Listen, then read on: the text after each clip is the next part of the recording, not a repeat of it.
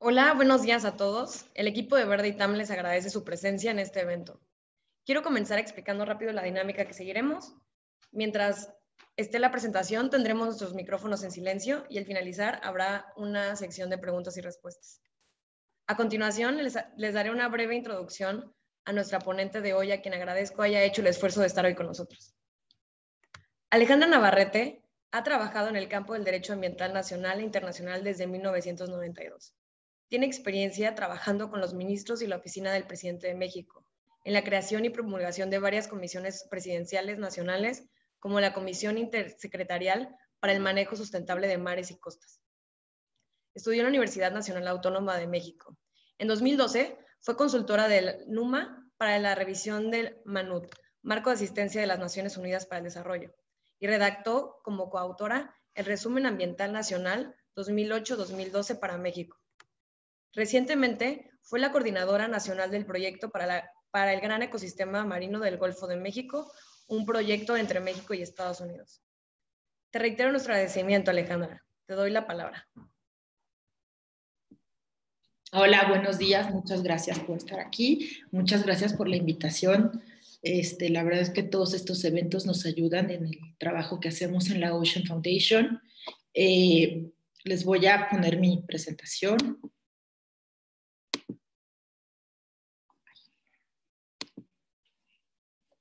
Creo que tengo que poner el principio, ¿verdad? Perdón. Como verán, no es lo mío. Ay. Bueno, les voy a platicar un poco de las cuestiones del océano que están en peligro. Como les comenté, yo trabajo en la Ocean Foundation. Yo soy la directora para enlace con los gobiernos y las organizaciones multinacionales. Les voy a platicar un poco hoy. La presentación va a ser sobre el estado en que se encuentran los océanos en el mundo, el programa de acidificación que tenemos y el trabajo que hace la Ocean Foundation en este sentido. ¿Qué es el océano? Pues el océano son todas las costas, la parte de la playa, las zonas intertidales, los humedales, los bosques de kelp, los arrecifes, el océano, los arrecifes profundos, los grotos, el abismo, las bestias, que son los mamíferos marinos, los peces, los elasmobranquios, los invertebrados, las plantas, el zooplancton, los copópedos y sus amigos, las diatomeas, los dinoflagelados y todos los organismos que habitan el océano. ¿Por qué es importante? Estamos en un punto crítico para el futuro de la vida en la Tierra. Debemos de proteger los océanos porque están en peligro. Nuestro sistema de soporte depende de ellos mucho más de lo que creemos. El océano soporta el 70% de la vida del planeta está cubierto de agua. 1 en 7 personas dependen de las proteínas del océano. La mitad de la población del mundo vive a 50 millas de la costa. ¿Qué es lo que nos dan los océanos? Nos dan servicios ecosistémicos de provisión, como comida, oxígeno y agua, de regulación con el clima, la temperatura, la estabilización costera, de soporte, como ser filtrantes de contaminación y de todo lo que echamos en el océano. Y servicios culturales, estéticos, de recreación, en donde nos divertimos, nos inspiramos, etc. Nuestra relación con el océano no es sustentable. Tomamos muchas cosas buenas de él y ponemos muchas cosas malas, ¿no? Ay, perdón. ¿Cómo es esta relación con el océano mala?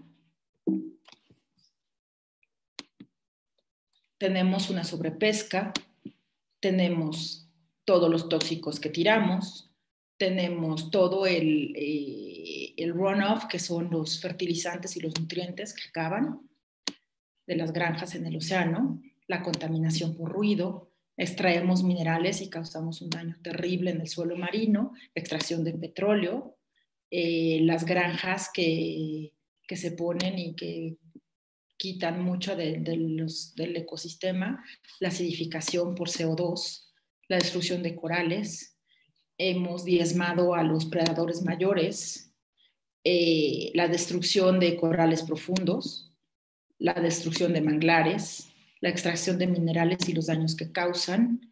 El exceso de nutrientes causa algal blooms, que son todo esto, lo que está pasando con el sargazo, y eso da lugar a hipoxia. La contaminación por plásticos. El tiempo para empezar a hacer algo es ahora. Tenemos muy bien documentados todos los daños. Tenemos daños que son acumulativos y progresivos, como lo de los metales pesados. 5% de todos los fondos internacionales que se dan protegen el 71% del planeta, que es el océano, que es del que dependemos todos. Entender esto nos ayuda a poder tomar acciones. Tenemos que entender cómo estamos vinculados con el océano y cómo esto nos afecta a todos. El trabajo que nosotros hacemos en la Ocean Foundation, somos una fundación comunitaria que, a diferencia de todas las fundaciones que existen internacionales, que tienen una familia o un endowment, somos una fundación pública. Esto quiere decir que dependemos de gente particular que cada año decide donarnos a nosotros. El 71% de nuestros fondos con los que trabajamos dependen de fondos privados. ¿Qué áreas trabajamos? Trabajamos política internacional y doméstica, trabajamos acidificación, conservación de hábitats, seguridad alimentaria, damos capacity building, tenemos programas en donde enseñamos a científicos, a políticos, a gente tomadora de decisiones. Trabajamos en carbono azul, en cambio climático, en conservación marina, en plásticos, etc. Los proyectos que tenemos abajo de nosotros tenemos 65 proyectos alrededor del mundo con todas estas ONGs. Tenemos proyectos y trabajamos directamente con ellos, ya sea a través de llevarles la administración fiscal o buscar fondos para ellos o tener un proyecto comunitario con ellos. Las 3 iniciativas más grandes que llevamos son la de acidificación, la de resiliencia azul, que tiene que ver con manglares y carbono azul, y rediseñar los plásticos, que es una iniciativa nueva que tiene que ver cómo tenemos que cambiar la química de los plásticos para que los plásticos no dañen el medio ambiente. De la iniciativa de acidificaciones de la que les voy a hablar ahora, es una iniciativa que iniciamos en 2003 porque empezamos a ver la vulnerabilidad de las comunidades que viven a la orilla del mar y entender los riesgos que la acidificación del océano está causando en el mundo. ¿Qué es la acidificación? Es un cambio de la química del océano, es un cambio sin precedentes que se empezó a observar, en donde disminuye el pH del océano por las emisiones de carbono. Entonces, todo esto que empezamos a ver de cambio climático hace 15 años, era la parte física del cambio climático. La parte química del cambio climático tiene que ver con la acidificación. El océano absorbe 1/3 parte del CO2 que emitimos a la atmósfera. Ese CO2, la mayoría, se va al océano. Y la otra parte queda en la atmósfera, que es el cambio climático que estamos viendo. No hay nada históricamente en los récords de un cambio como este en toda la historia de la humanidad. Entonces, las emisiones de carbono están acabando con la vida en el océano y como no es tan fácil de observar, pues es algo que la gente no conoce, ¿no? ¿Cómo afecta esto? Hay una mortalidad directa de las especies. ¿Por qué? Porque el pH al cambiar no permite que, por ejemplo, los camarones o todas las especies que tienen concha produzcan su concha, porque no deja que las condiciones que creen esa concha. Entonces hay una mortalidad directa, pierden funciones y calidad. Por ejemplo, hay peces que pierden el sentido del olfato y si no tienen sentido del olfato no se pueden aparear. Entonces, eso es terrible. O no pueden distinguir su comida o no pueden oler a los predadores. Impacta esto en las cadenas de comida del océano. Entonces hay una pérdida de biodiversidad. Afecta también a los corales directamente porque es esta inhabilidad de que creen el caparazón calcáreo que se necesita para que se creen los arrecifes. ¿Cuáles son los efectos socioeconómicos y sociales? Pues se pierde producción, se pierde la seguridad alimentaria, porque si no hay peces o si se mueren, son eventos, se llaman eventos de acidificación, ya los estamos viendo en la costa este de Estados Unidos, empezó esto hace 10 años, y fue cuando empezó nuestro programa y tuvimos que pasar legislación, se tuvo que crear un panel para empezar a observar y a trabajar de la mano. Los servicios ecosistémicos de los que les hablaba que el océano produce, pues se pierden también, y pues hay toda una cadena, ¿no?, de pérdidas, ¿no? ¿Qué tratamos de hacer con esta iniciativa? Pues trabajamos en 4 categorías. Monitoreamos el océano, observamos cómo están creándose estos cambios, necesitamos tener una línea base, analizamos y hacemos que exista colaboración entre científicos, productores de comida, los que están viendo ahí todo día a día, los pescadores, y los políticos y la gente que hace política pública, ¿no? Y en su caso hemos hecho 9 legislaciones en la costa este y estamos trabajando ahorita en México para crear legislación en materia de acidificación. Tenemos un kit, que los puntitos anaranjados son todos los lugares del mundo que hemos regalado este kit. Se da junto con 2 años de entrenamiento a científicos. El punto azul oscuro tiene que ver con becas que otorgamos también para que los jóvenes aprendan de todo esto, y hemos tenido reuniones regionales de políticas y con científicos. Tuvimos la semana pasada una muy interesante, 2 horarios diferentes, no es cierto, tuvimos 2 horarios diferentes para el Pacífico y para el Atlántico y el Caribe.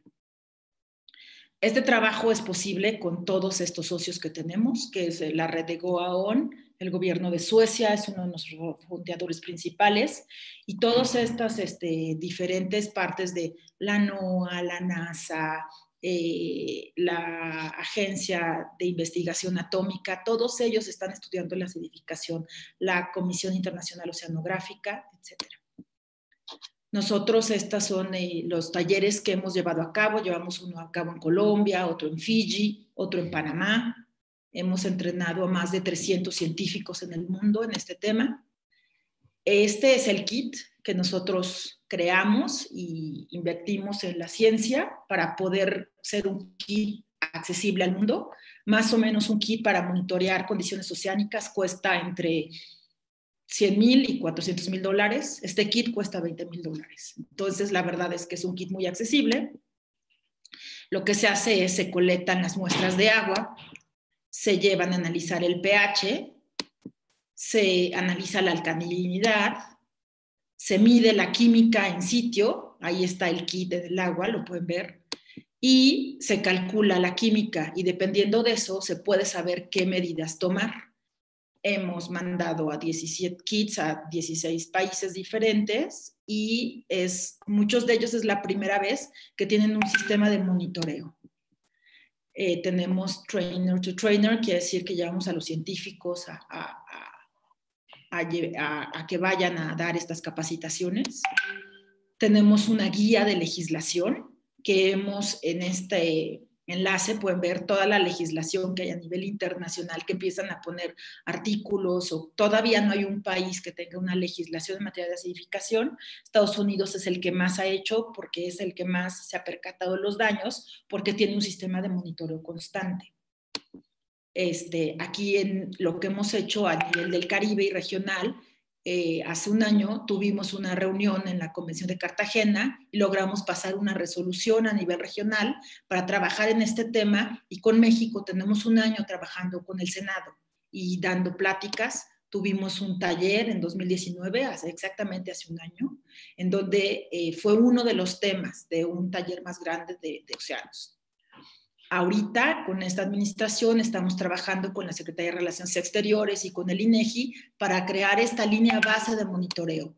La idea es trabajar los objetivos de la Agenda 2030, tener cumplir con los indicadores del 14.3 de los Objetivos de Desarrollo Sustentable, tener un sistema de acceso a información y tecnologías, tener información estandarizada, porque existen muchas instituciones de investigación en México que tienen datos, pero esos datos se quedan en estas instituciones. Entonces, la idea es tener una base de datos para poder tomar decisiones de política pública.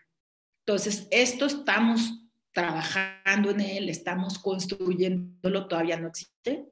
La idea es tener un hub así, en donde esté toda la información geoespacial y que esta también se pueda compartir con bases de datos internacionales, porque el mar está en constante movimiento, ¿no? Entonces tenemos que poder tener todos los datos que sean accesibles y saber qué es lo que está pasando, ¿no? Las buenas noticias es que el mar es muy resiliente, ya nos los ha demostrado. Hay que enfocarnos en las soluciones, tenemos que trabajar, entender los problemas complejos y cómo se interrelacionan. Todo está interrelacionado. La colaboración es lo más importante, trabajar en conjunto con instituciones académicas, hacer que los científicos puedan platicar con los políticos y poder avanzar soluciones. ¿Cuáles son las soluciones para un sistema de oceánico saludable? Pues mejorar las cuestiones de secuestro de carbono, medir nuestras emisiones, proveer sistemas de seguridad para los alimentos por la proteína de la que dependemos a nivel internacional, crear acuacultura sustentable, promover sistemas de resiliencia para los efectos acumulativos de los múltiples estresores que existen, entre ellos la acidificación, proveer a diferentes escalas un mejor manejo de las comunidades pesqueras, porque eso pues va a ser parte de la solución a todo esto, ¿no? Nuestro trabajo está empezando, tenemos 10 años que van a ser los más difíciles y nuestra responsabilidad es tomar acción, entender y compartir en presentaciones como estas. Muchas gracias.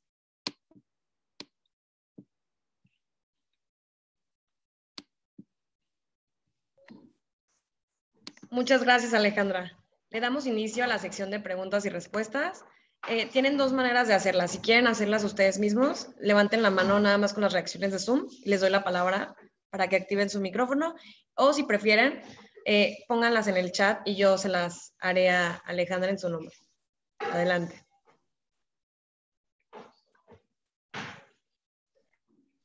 Sí, Pablo, adelante. Ándale, muchas gracias por darnos la plática y por estar aquí. Oye, estás hablando de las legislaciones que has trabajado y que estás trabajando. No sé si nos podrías hablar un poquito más sobre ellas. Pues he trabajado en legislación pues desde hace casi 25 años, creando la primera legislación que existió en México en materia ambiental, que fue como más completa.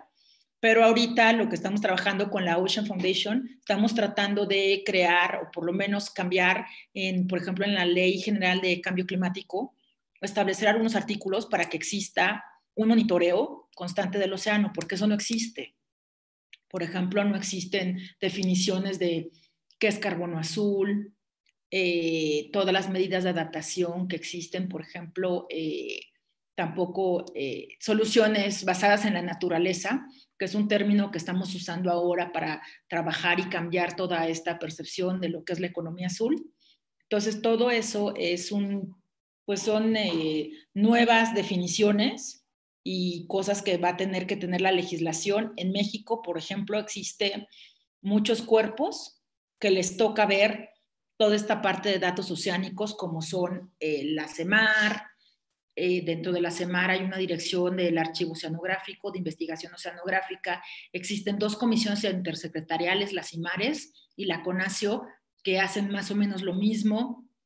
Dentro de la CEMARNAT no tienes un área marina y sin embargo son los secretarios técnicos de la Comisión de Mares y Costas y tienen que ver con lo que es la Zona Federal Marítimo Terrestre y toda la parte de playas. Y luego tienes la Secretaría de Educación Pública, es el punto focal para México, para la Comisión Internacional Oceanográfica, porque a nivel internacional eso depende de la UNESCO. Entonces, como es educación, en México lo pusimos en la SEP.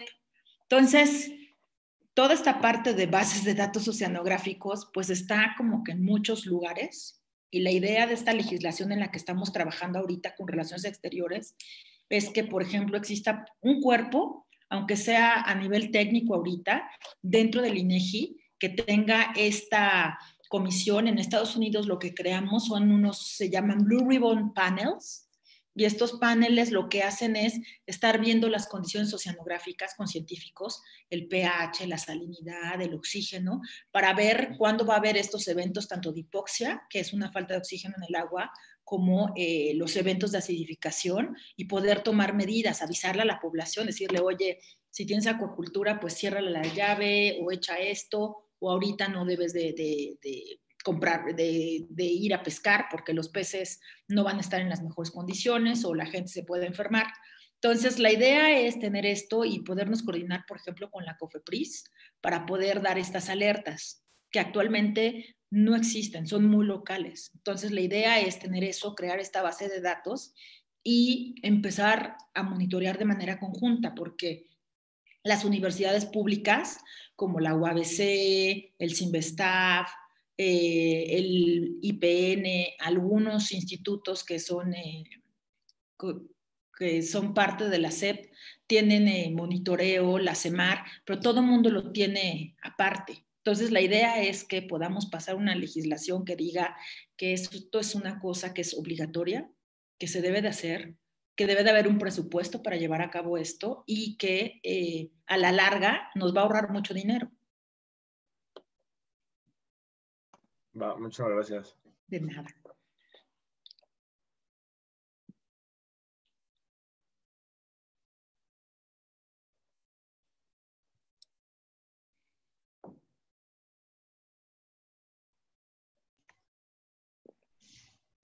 Ale, te voy a hacer yo una. Ok. Sí. ¿Cuál crees que es el desafío más grande de transmitirle luego esta información y la urgencia de hacer algo a, no sé, diputados y senadores, por ejemplo? Pues la verdad es que tuvimos la suerte de que el senador con el que llegamos, que fue el senador Eduardo Murat, quiso sentarse con nosotros y íbamos a dar un taller de acidificación. Entonces traje yo a uno de los expertos mundiales, que por cierto es mexicano, que es el doctor José Martín Hernández Ayón, y vino mi jefe de Washington y fuimos al Senado porque íbamos a dar un taller de acidificación y resulta que dijo, no, solo dámelo a mí. Y yo, ¿cómo? Dice, no entiendo nada, o sea, no sé de lo que hablas. Entonces, ¿cómo voy a poder yo transmitirlo a los otros senadores o pasarlo a la Comisión de Medio Ambiente?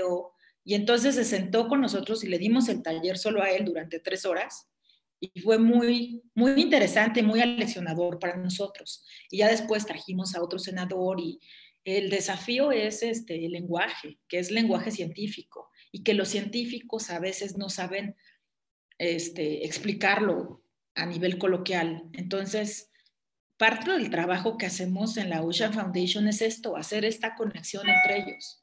Yo hago mucho el trabajo de conectar a los legisladores con los científicos porque soy como una traductora, pero ese ha sido mi trabajo desde siempre. Gracias. Sofía, habías alzado la mano. Adelante. Sí, pero, o sea, mi pregunta era más bien como, ¿qué tanto progreso ves que hemos hecho o qué tanto nos falta más? Como país o a nivel internacional. Pues a nivel internacional, más bien. A nivel internacional nos falta mucho.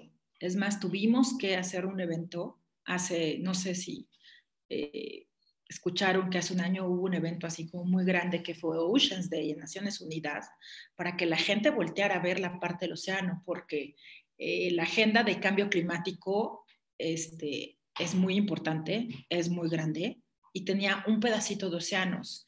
Y si vieron en la presentación que les di, si tú divides la agenda de cambio climático entre los cambios físicos y los cambios químicos, los cambios químicos es todo lo que tiene que ver con océanos.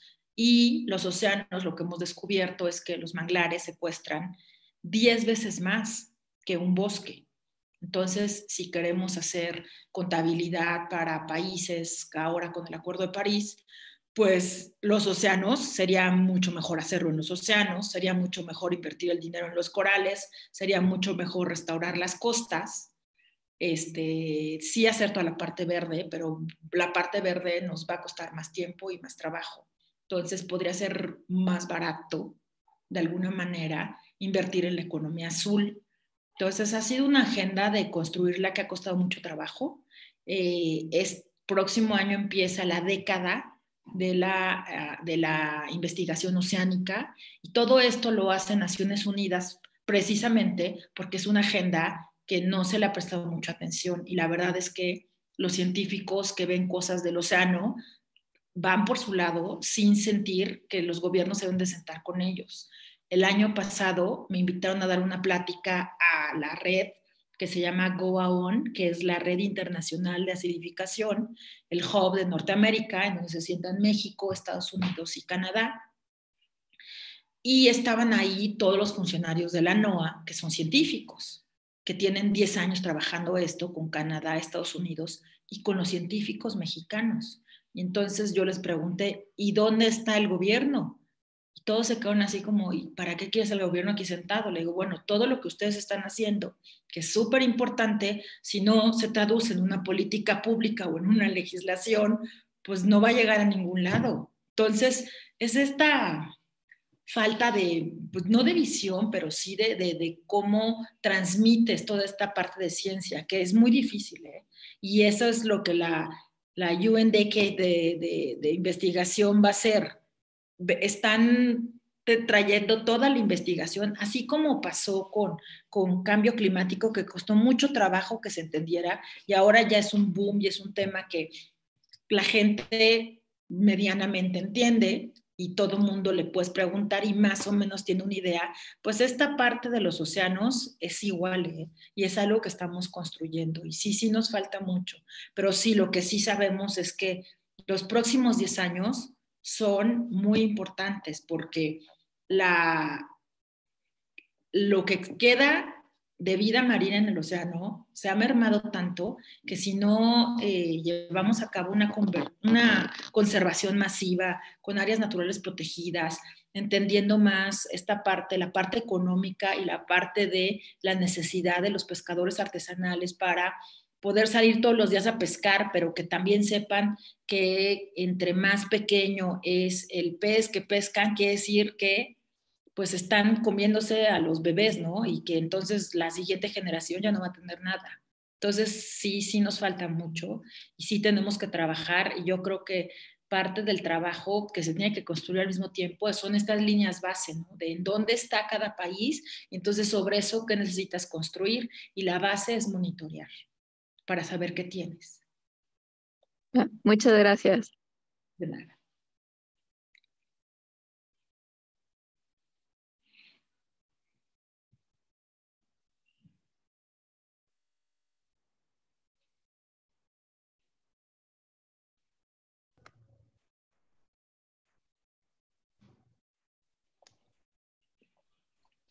Yo te quiero hacer otra pregunta, Alejandra. Ok. ¿Qué consejo nos puedes dar tú desde tu experiencia si nos quisiéramos dedicar a hacer esta conexión entre científicos y políticos? Mira, yo estudié Derecho y la verdad es que nunca pensé que iba a acabar teniendo que trabajar con científicos de la manera que lo hago. Cuando decidí hacer Derecho Ambiental, primero me fui a hacer una maestría a Estados Unidos y la maestría en Derecho Ambiental en Estados Unidos es completamente técnica. Veíamos derecho del agua, derecho toxic law, la contaminación, y tenías que saber cuestiones científicas de muy alto nivel.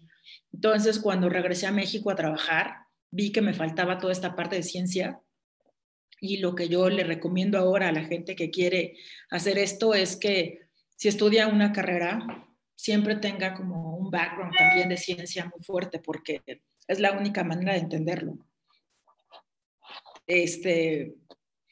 A los científicos les cuesta mucho trabajo pasar a la parte de las disciplinas sociales, pero a las disciplinas sociales quizá les es más fácil traer ese lenguaje.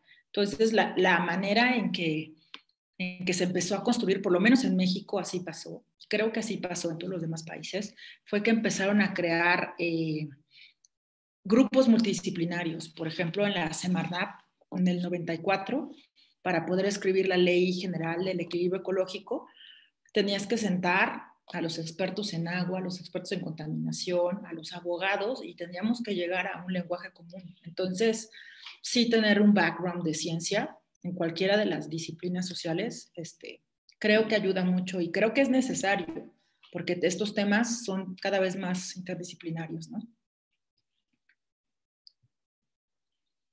Gracias.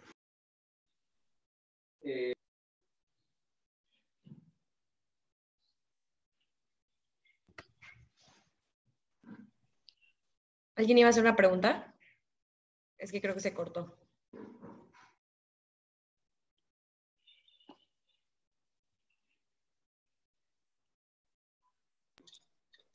Sí, hola, yo quería preguntarte algo, Ale, como ya súper específico de esto que acabas de mencionar, de adquirir un background sobre, o sea, sobre todos estos temas, o sea, cómo tú estudias, o sea, sin haber estudiado biología, o sea, sería leer papers, o sea, informarte tú solito, o tienes como alguna, como, pues no sé, o sea, un punto en el que se puede empezar a adquirir toda esta información que tú recomiendes. Pues la verdad es que sí es eso, leer papers, meterte, pues ahora lo que está de moda, los webinars. Yo lo que hice después de haber acabado la maestría en Estados Unidos, regresé a meterme y tomé 2 especialidades con biólogos en desarrollo de recursos naturales y gestión ambiental. Y pues sí, a estudiar, o sea, sí tener como otra especialidad, o sea, especializarte mucho. Hice un programa de 2 años en liderazgo, en recursos naturales y sentarte con la gente a aprender, porque pues sí no es algo que las carreras a veces son muy en disciplinas sociales, se enfocan como mucho a su tema, por ejemplo, los abogados o los economistas, y sí ponerte a estudiar, porque no hay de otra, ¿eh? Y entenderles, porque si no, no puedes hacer estos vínculos.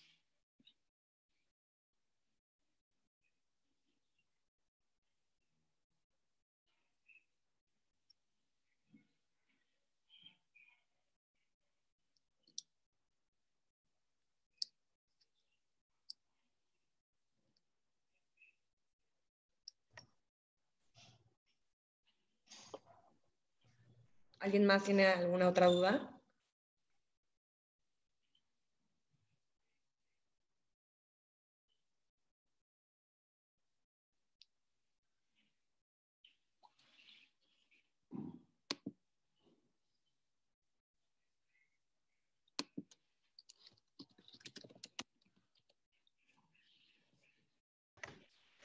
Bueno, si no hay alguna otra duda, les agradezco a todos por asistir hoy, en especial a ti, Ale. Gracias por compartirnos tanta información tan importante y relevante, sobre todo nosotros que, bueno, la mayoría que estudiamos ciencias sociales, pues sí, tomar en cuenta justo estas conexiones que se tienen que hacer. Muchísimas gracias. No, de nada. Hasta luego. Gracias a todos. Gracias, Ale, estuvo muy Gracias. interesante, la verdad. De nada, bye. Muchísimas gracias.